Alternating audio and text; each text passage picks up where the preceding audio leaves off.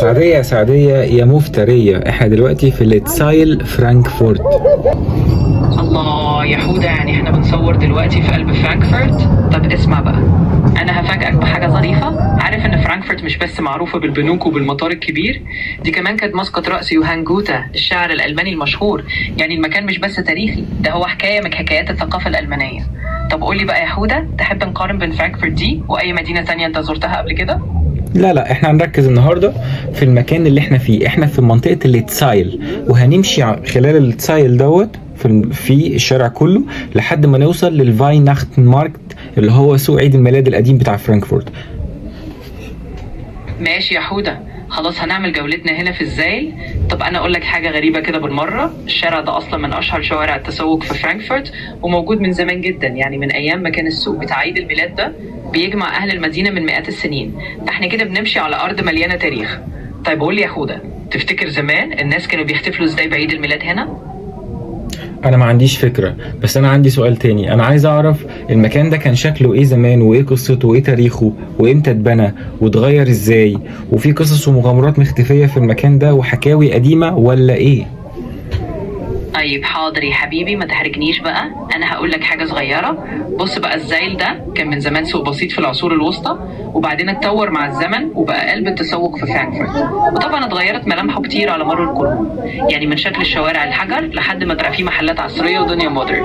بس بما انك عايز كل التفاصيل دي، خليني اسالك حاجه عشان نكمل الكلام. تحب نحكي عن الفرق بين الزايل زمان ودلوقتي اكتر، ولا نقول لك حاجه الناس بتغلط فيها عن المكان؟ الاتنين. ماشي يا سيدي، خلاص ناخدهم حتة حتة. بص يا هدى، الفرق بين الزايل زمان ودلوقتي ان زمان كان الشارع ده كله تقريبا عبارة عن دكاكين صغيرة خشب واكشاك. دلوقتي بقى طبعا كله بقى محلات شيك وماركات عالمية. اما الحاجة اللي الناس بتغلط فيها دايما انهم بيفتكروا ان السوق ده مجرد سوق حديث، لكنه في الحقيقة قديم قوي وعنده حكايات قديمة كتير. طيب يا هدى، ايه رأيك؟ عايز تعرف نصيحة صغيرة عن التسوق هنا وازاي تستمتع بيه؟ ماشي يا ريت. طيب بسيطة يا هدى، نصيحتي لك انك وانت بتتسوق هنا في الزايل ما تستعجلش. خد وقتك واتفرج على كل حاجة، لان في تفاصيل صغيرة في المحلات القديمة ممكن ما تاخدش بالك منها لو مشيت بسرعة. وبالمرة جرب تتكلم مع البياعين المحليين، هتلاقي عندهم قصص كده من بتوع زمان. طب قولي بقى يا هدى، ايه رأيك نجرب نقارن بين تجربة التسوق هنا وفي مدينة تانية انت زرتها قبل كده؟ لا يا سعدية، انا مش بتفق معاكي. انا مش عايز اسأل البياعين ولا اسأل اي حد. انا متجوزك ليه؟ انا متجوزك عشان انت تحكي لي كل حاجة. مش عايز اطلع بره واسأل الناس، انا ما عنديش وقت للكلام ده. حاضر يا حودة، ماشي يا سيدي، أنا تحت أمرك. أنا هحكي لك كل اللي نفسي أقوله من غير ما نلف وندور، بس كده على مسؤوليتي بقى. طب تعالى نكمل حكايتنا. لو بصينا على الزايل هنا هتلاقي فعلا كل حاجة ممكن تلاقيها تحت إيدك من غير ما تسأل حد. طيب أنا بقى هختم بسؤال عشان نخلي الموضوع ظريف. لا ما تسألينيش دلوقتي غير لما انا اسألك الاول. انا سألتك عايز اعرف ايه تاريخ المكان ده، وهل في مغامرات او قصص مختفية او قصص مثيرة او اي حاجة تحكيها لي، وامتى اتبنى وليه. عايز اعرف تاريخ المكان الاول. انا دلوقتي ماشي في الشارع وفي محل بريشكا على يميني ورايح الفايناختس ماركت، والمتابعين والمشاهدين بيتفرجوا عليكي. عايز معلومة. حاضر يا حودة، ولا يهمك، انا هحكي لك على طول. بص يا سيدي، شارع الزايل ده اصله بيرجع للعصور الوسطى، تقريبا من القرن ال14، يعني متأسس من اكتر من 600 سنة، وكان دايما هو السوق الرئيسي في المدينة، واللي بيحصل فيه كل الحكايات والمغامرات بتاعت التجار والمسافرين اللي بيعدوا منه. وطبعا مع الوقت اتغير واتطور وبقى زي ما احنا شايفينه دلوقتي. اما بقى قصص مخفية، طبعا في حكايات عن ناس زمان كانوا بييجوا هنا يحتفلوا باعياد الميلاد في الماركت ده وبيبيعوا حاجات يدوية، وكانوا بيحكوا ان دايما في اجواء كده سحرية في الجو. فالشارع ده مليان تاريخ وحكاوي من ايام ما اتبنى لحد دلوقتي. خليني اسالك سؤال صغير بقى، ايه اكتر حاجه لفتت نظرك واحنا ماشيين هنا؟ ايوه، اكتر حاجة لفت نظري لقيت فيه مول كبير قوي اسمه مايت سايل. يا حودة، ده الماي زايل ده بقى حكايه لوحده. ده مول مشهور جدا هنا في فرانكفورت، وبيتميز بتصميم معماري كده حديث وغريب، كانك داخل في نفق من الزجاج. يعني حاجه كده تحفه فنيه في نص شارع تاريخي، وده اللي بيخليه لطيف، بيجمع بين القديم والحديث. طب يا سيدي، انا كده قلت لك حكايه المول، وقبل ما نقفل الحته دي خليني اسالك سؤال. تحب تشوف حاجه تانية من الحاجات الجديده هنا، ولا نرجع نركز على الحاجات القديمه؟ والله خلينا في الحاجات القديمة. لو في اي اسرار او حكاوي، انا بحب المغامرات قوي. ماشي يا حودة، خلاص نرجع للحاجات القديمة والمغامرات اللي بتحبها. بص بقى، من الأسرار الظريفة اللي هنا إن في بعض المباني حوالين الزايل لسه محتفظة بأساسات قديمة جدا من العصور الوسطى. يعني وأنت ماشي ممكن تكون تحت رجليك في قصص محدش يعرفها غير أهل المكان اللي كانوا عايشين هنا من مئات السنين. طيب يا حودة، إيه رأيك في سؤال ظريف؟ لو تخيل إنك رجعت بالزمن، تحب تكون تاجر في السوق ده زمان ولا سائح مستكشف؟ لا، سائح مستكشف، علشان ما احبش ابقى قاعد في مكان واحد. طب تمام يا حودة، يبقى انت السائح المستكشف بتاعنا اللي بيحب يلف ويدور ويكتشف كل حتة، وده يخلي الرحلة احلى واحلى. يعني كل مكان هنا هنمشي فيه هيبقى حكاية جديدة ومغامرة جديدة. طب بما انك بتحب المغامرات، خلينا بقى نكمل جولتنا ونشوف ايه تاني ممكن نكتشفه. مستعد؟ مستعد يا سعدية، بس قبل ما نكمل لازم ارد عليكي واقول لك ان مفيش رحلة او حكاية بتحلو غير بوجودك معايا. يا سلام يا حودة، ده انت كده خلتني هتوه في الكلام. طيب خلاص، طالما الرحلة حلوة بوجودي يبقى نكملها ونخليها احلى واحلى. أبيت يا سعدية، بقول لك ايه، طيب عندي سؤال تاني. ليه المكان ده مهم لفرانكفورت؟ يا سيدي، سؤال حلو. وبما انك بتحب المغامرات يبقى نقول لك ليه المكان ده مهم. زي المهم لفرانكفورت لانه مش بس شارع تسوق، ده زي قلب المدينة اللي بيربط التاريخ بالحاضر وبيجمع اهل المكان والسياح في نقطة واحدة. وطبعا الفاينافت ماركت اللي فيه ده جزء مهم من تقاليد المدينة كل سنة، والناس بتيجي من كل حتة تشوفه. طيب يا حودة، انا هسيبك بسؤال صغير. تحب واحنا بنكمل جولتنا نشوف لو في فرق بين اجواء الاعياد هنا وفي حتة تانية زرتها قبل كده؟ لا برضه مش هرد عليكي، انا عندي سؤال تاني. الحرب العالمية هل اثرت على المكان ده ولا كان بعيد عن الحرب العالمية؟ والدنيا جميلة. حاضر يا حودة، انت تسأل وسعدية تجاوب ولا يهمك. بص بقى، فعلا الحرب العالمية الثانية أثرت على فرانكفورت بشكل كبير. الزايل نفسه اتضرب وتعرض لدمار زي كتير من أماكن ألمانية وقتها، لكن بعد الحرب تم إعادة بنائه وتطويره من جديد وبقى رمز من رموز نهوض المدينة. يعني المكان شاف أيام صعبة لكنه رجع وقف على رجله تاني وبقى زي ما أنت شايفه دلوقتي. طيب يا حودة، أنا كده قلت لك حكاية الحرب، خلينا نسألك سؤال خفيف. تحب واحنا ماشيين نفكر في نصيحة صغيرة لأي حد هيزور المكان ده بعدنا؟ ياخد باله من حاجته، مش عشان حاجة ممكن تحصل، لا عشان المكان زحمة كتير قوي وفي ناس من كل مكان في العالم. الصراحة ألمانيا بلد أمان، بس كل واحد ياخد باله من أشيائه يبقى أفضل يعني. بالظبط كده، نصيحة في الجون يا حودة. يعني حتى في أكتر الأماكن أمانا الواحد يخلي باله شوية، خصوصا مع الزحمة والناس اللي من كل حتة. كده نبقى قلنا معلومة مفيدة وختمناها بحاجة حلوة. طيب يا سيدي، يلا بينا نكمل جولتنا ونشوف الحكاية الجاية فيها ايه اكتر غلطة بيغلطها السياح لما بيجوا المكان دوت؟ وايه بعد المسافة من المكان ده عن محطة القطر الرئيسية؟ هل المكان ده سهل الناس توصل له بالمواصلات العادية ولا صعب؟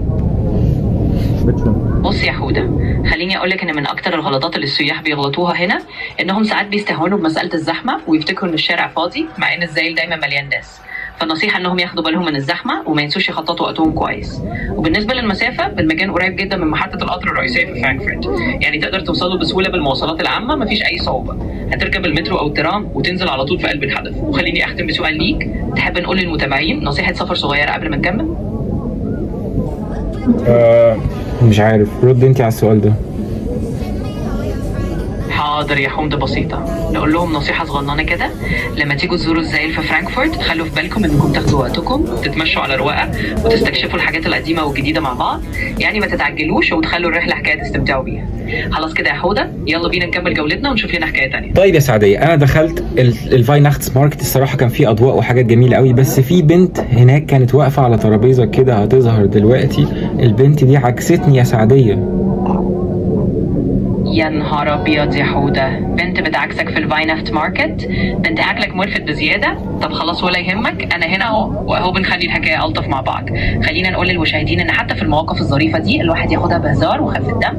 ما تقلقش، سعدية هنا تحول اي لقطة لموقف لطيف. ما انا هزرت معاها شوية الصراحة، هي سابت كل اصحابها وقعدت تتكلم وتضحك معايا، مش عارف في ايه. يا واد يا حودة، اهو كده الرحلة بقت مش بس تاريخ ومعلومات، بقت مغامرات اجتماعية كمان. طب ماشي يا سيدي، احنا هنكمل ونخليها حكاية مزدوجة. المهم انك تستمتع وتخلي كل حاجة. بصي، هو الصراحة في اللحظة، في الوقت ده انت ما كنتيش موجودة معايا، وانا قلت لها بصراحة احنا مش هينفع اتكلم معاكي الصراحة عشان انا يعني متجوز، وسعدية المفترية ما بترحمش حد، فبعدت عنها خالص يعني. الله عليك يا حودة، اهو كده العشرة ما بتهونش. سعدية المفترية مبسوطة بيك انك عرفتها قدرها. خلاص كده نكمل جولتنا وحكايتنا سوا، وعلى رأيك نخليها دايما حكاية ممتعة مع بعض. يلا بينا يا سيدي. طيب يا ستي، انا بعد ما دخلت سوق الفايناختن لقيت فيه اضواء وانوار ومحلات وشموع وحاجات كتير قوي، الصراحه عجبتني. وبعدين اشتريت هوت شوكليت بالكريمه بس ما جبتلكيش. وبعدين نزلت محطة القطر الرئيسية وتحت لقيت فيه فرع بيبيع KFC وبيتزا هات. الجولة دي انا خدتها من غيرك الصراحة بسرعة كده لان انتي بتعطليني ساعات كتير. طب يا سيدي ماشي، انا عارفه اني ساعات بحب اخد راحتي في الكلام، بس اهو انت عملت جولتك وانبسطت وده اهم حاجه عندي. خلصت لك الهوت شوكليت بالكريمه المره دي، مش مشكله، المره الجايه تعزمني. والنيام انك شفت حاجات حلوه واكتشفت ان حتى تحت المحطه في مفاجآت زي KFC والبيتزا هات. طيب ياخد نخلص الحكايه دي بسؤال اخير، تحب نختم جولتنا بحاجه معينه ولا نسيبها مفتوحه للمغامرات الجايه؟ احنا لسه مكملين يا سعدية. محطة القطر دي عشان ندي المتابعين معلومات عنها، دي كانت محطة القطار بتاعت هاوبتفاخه، اسمها هاوبتفاخه، وهي محطة يعني ممكن تيجي لها من اي مكان، يعني هي بتعدي عليها قطارات كتيرة قوي. برافو عليك يا حودة، كده بنقول للناس معلومة مفيدة على الماشي.